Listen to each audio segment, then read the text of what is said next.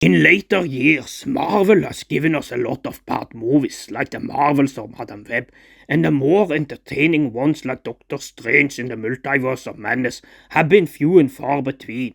Although the Deadpool and Wolverine movie last summer was not that bad either, but this new Captain America movie, guys, called Brave New World, might just be the sweet comeback that Marvel needed, and that's what we will drag our teeth into today. First and foremost, a huge positive element is seen in the fight scenes, and it seems that Marvel has gone back to basic with a lot of action to impact their storytelling.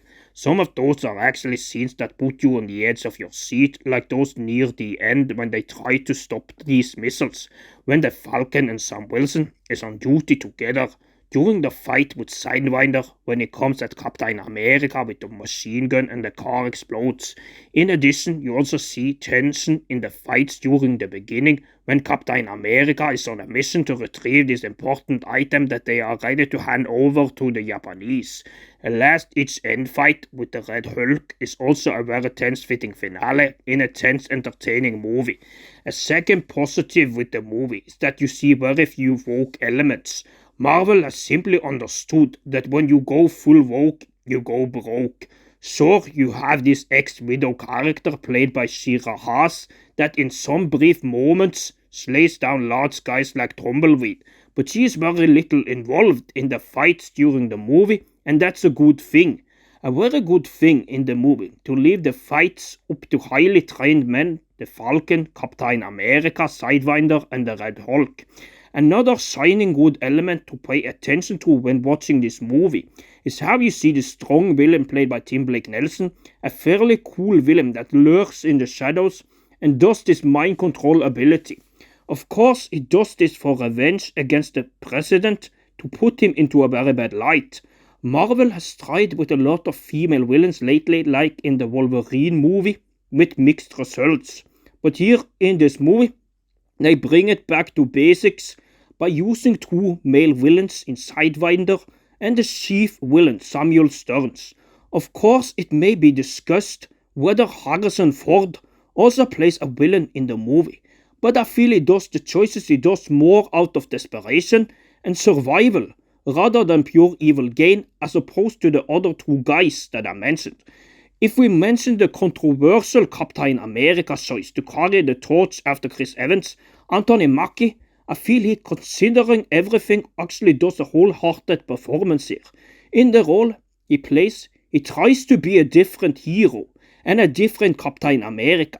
Sure, the race swap may be controversial, but in this performance Anthony Mackie acts very humble and is not trying to grab onto being a hero without having a heavy heart-to-heart self-reflection with an old friend. And we all like heroes that are not like ice-cold machines with no feelings.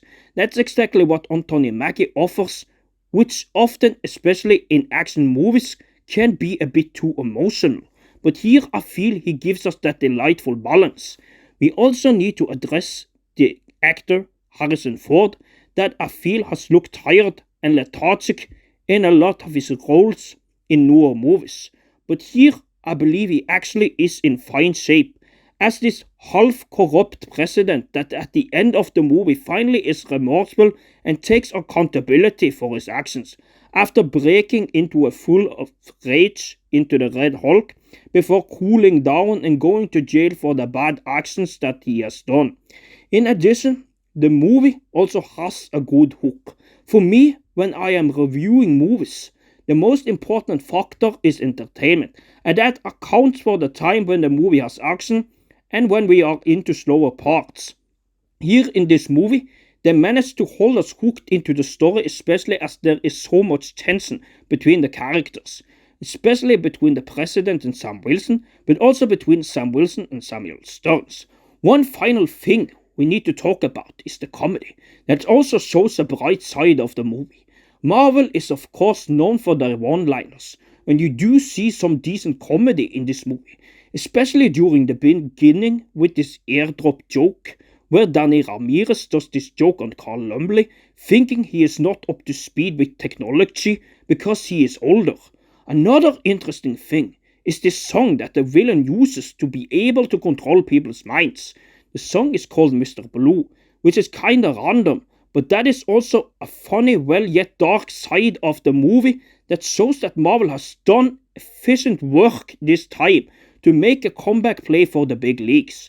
All in all, this was an entertaining movie where Marvel goes back to basics, throws out the woke elements, gives us tense fights, a good villain, and I hope we will see them continue down this path in the future. Then for me, it's a strong 7 and a huge step in the right direction.